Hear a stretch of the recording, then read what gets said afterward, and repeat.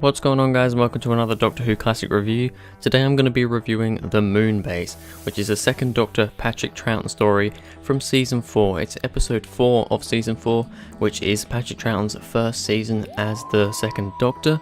This is pretty early on into his tenure. This is actually the first ever Patrick Troughton story I've seen. I know I'm a massive fan of Doctor Who, but I've seen all of the new series, and I've seen a bit of the classic series, but not a load. I've definitely not seen half of it, and I haven't actually seen any second Doctor Patrick Troughton stories, so this is the first one I decided to go for, The Moonbase.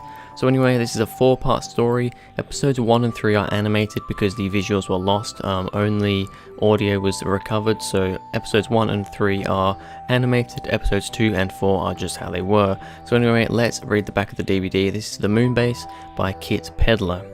In 2070, Earth's weather is controlled with ease from the moon.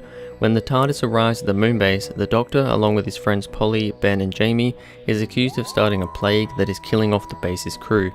It's not long, however, before the time travelers discover the true cause of the deaths. A powerful, unstoppable race that the Doctor has met before, the Cybermen. So yeah, this is a Cyberman story. It's actually only the second Cyberman story in all of Doctor Who, the first one being the 10th planet. I haven't seen the 10th planet. It's one I'm gonna get to very, very soon. But yeah, I've actually not seen, the only other classic Cyberman story I've seen is Earthshock. So this is the second Cyberman story I've seen. And let me just say right now, it is a goddamn good one. So like I said before, it's a 4-part story. Episodes 1 and 3 being animated, and I went into this thinking, how are these animations going to be? But I was pleasantly surprised actually. The animation is really good. Whatever studio does the animations, it's just absolutely amazing. It's sad that we don't have the proper live action version, but at the same time, it's so good that we get these. It's much better than, I know that I haven't actually seen them myself, but I know some episodes from the era they just have like stills from the episode, and I bet that's really off-putting. And some other episodes have had animation as well. From what I've heard, this story, The Moonbase, has pretty much the best animation you're gonna get in Classic Who, and it is really, really good. The lips move when they're talking, the camera angles are all really good, and altogether, what the camera angles would be, for the animation, really, really well done. It just looks really good, really professional, and I thought animation was going to put me off.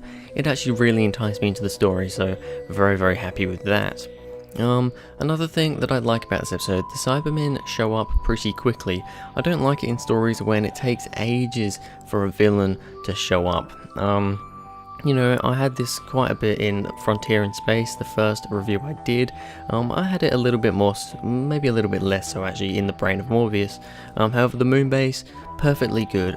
With this being 4 parts, it's the perfect size. Any more parts than this, I think it would have dragged on, but being 4 parts, it's perfect. And the Cybermen actually show up in the first part. Throughout the story, we get to see a Cyberman's arm kind of doing stuff on its ship or wherever it is on its base, controlling something. So you don't really know if it's a Cyberman at the time, but at the end of the episode, it revealed that it is a Cyberman. But at least we get those hints. We at least get to see the Cyberman, and I believe it's episode 1 where we see shadows of the Cybermen in the Moonbase itself. When they were getting in, we see the Cybermen zap a few people. Really good. I'm glad it didn't drag on. I'm glad we got to see the Cybermen pretty quickly. A funny moment, I suppose, from this episode. Patrick Troughton's known for his funny moments from what I've heard. And one of these in this episode is him collecting clothing off people when he was trying to find out how people were getting infected, with those kind of like black lines that were all over their hands, all over their faces. When he was trying to figure that out, he was doing some testing. He was like grabbing samples of clothes and stuff. I remember, when a couple of people at the Moonbase were having a conversation, and he was just like grabbing one of their shoes. Really, really funny stuff. Apparently, from what I heard, Patrick Troughton was told to tone it down a little bit for this story, because he is quite wacky from what I understand. I mean, I've seen clips of him. He's quite wacky in other stories, and he was told to tone it down a little bit for the Moonbase, but you know, there's still that odd funny moment in this, and it's really good. The Cyberman voices in this are also pretty good, although a little bit hard to understand at sometimes. It's not really too bad. The Moonbase Cybermen are kind of a lot more robotic than the 10th Planet Cybermen. The 10th Planet Cybermen kind of had this sing-songy thing about them. I'm not going to do an impersonation, but you know, they kind of went up and down with their singing, with their talking, which kind of made it sound like they were singing.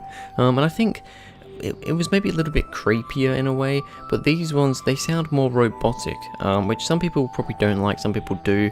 I just think that it's done really well. I think they sound really menacing, really good, whereas the first Cybermen, they sounded quite scary, quite creepy. These ones just sound menacing, you know, and I think it works really well. Another funny moment from this story is when the Doctor was kind of talking to himself in his head.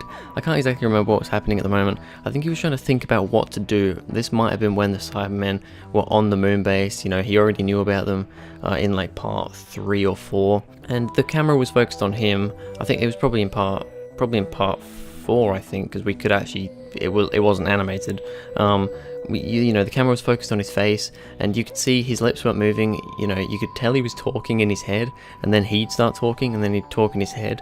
It was just a really funny moment that I thought, you know, for 60s Who, yeah, it's not the most complicated thing, but I don't know, that it just felt really modern. It felt like something that would happen in the new series. You know, and I just really loved that. I don't know what it was about it, but it was just the way he was kind of talking to himself in his head. Once again, pretty funny dialogue by Patrick Troughton. Altogether, that was just a really funny scene again. The companions, Ben, Jamie and Polly spraying the Cybermen was a really good moment in this. Classic companions, from what I understand, a lot of the time don't get a lot to do, especially the female companions, but I like that in this story, Polly, the female companion of the story, actually got a pretty decent big role. She basically made the concoction up which they put in the spray bottles to spray the Cybermen's chest units, and that comes in really handy, you know, when Ben, Polly and Jamie run out of the lab, the medical bay, and start spraying the Cybermen down, and they all drop to the floor. I think that was a really awesome scene. It was nice to have Polly especially doing some stuff, and you know, Ben and Jamie in there too. Really good. I loved that scene. I really like it when they make the companions more useful, you know. I really don't like it when the companion just kind of sits there and just blabbers on or screams a little bit. When the companions actually do something, it's really good. Finally, the way they defeat the Cybermen with the Gravitron is amazing. I love it. You know, they find out that they have this Gravitron thing, which kind of gets talked about throughout the whole story. And basically, the Cybermen, after they spray down all the Cybermen in the Moonbase, there's a bunch of Cybermen, and I mean a bunch, still outside the Moonbase.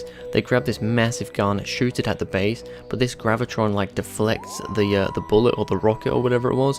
It deflects the firearm from, you know, it bounces off the Moonbase, and it's just like, oh, okay. And they realize what's going on, and they're like, if we face the Gravitron at the floor, Cybermen are made of metal, they're gonna all, well, actually I don't think it really matters, because it doesn't matter if they're metal or not, it's just a gravity thing. So, you know, put the thing at the floor, the Cybermen will all fly up into the air, and it's just really cool seeing the Cybermen just start floating up, and they're like, you know, wafting their arms and legs around. It's such another really funny moment that I think would probably fit really well in Patrick Troughton's era, and altogether it's just a pretty funny way, you know, instead of just blowing them up or, I don't know, doing whatever they usually do in Doctor Who, instead of just destroying them, they kind of just set them up and fly them off into space. I thought that's just a really good way to end it. The only bad thing I have to say about this episode is that some actors messed up their lines and they weren't edited out, but to be honest, I think that's just kind of a staple for 60s Doctor Who. The other 60s episodes from the William Hartnell era I've seen have had this as well, and I don't know if it was just a budget thing, or maybe back in the 60s it just wasn't as big of a deal if they, you know, slightly messed up their lines. But yeah, that's the only bad thing I have to say about this. With the story, you know, the story doesn't lag around. The pacing is well done. The animation complements it really well. Everybody gets a good role. All the actors in that are done really well. I actually forgot to mention all the actors. You know, Patrick Troughton obviously does a great job as the second Doctor. I know Jamie McCrimmon's actor Fraser Hines does a really good job as Jamie. However, most of the time he's just sat in bed because he kind of gets a concussion or whatever happens to him. I can't remember who plays Ben and Polly, but they do a really good job as well.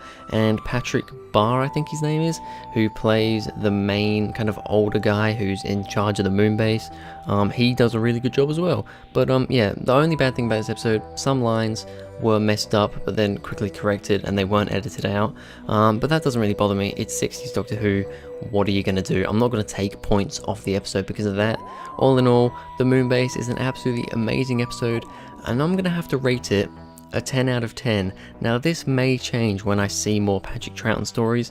Like I said, this is my first Patrick Troughton second Doctor story, so I don't really have anything to base it off, but from what I understand, most people kind of review his tenure pretty high. So, you know, they rank it pretty high, so I'm going to go with a 10 out of 10 on this one, because there's nothing I really see wrong with it. Pacing's right, the lead-up's okay, well, it's very well done, all the acting is good, and yeah, really nothing bad to say about this story. But anyway, that's going to be it for this video, guys. Thank you very much for watching. If you enjoyed, please go ahead and like and subscribe, and I'll see you guys in the next video.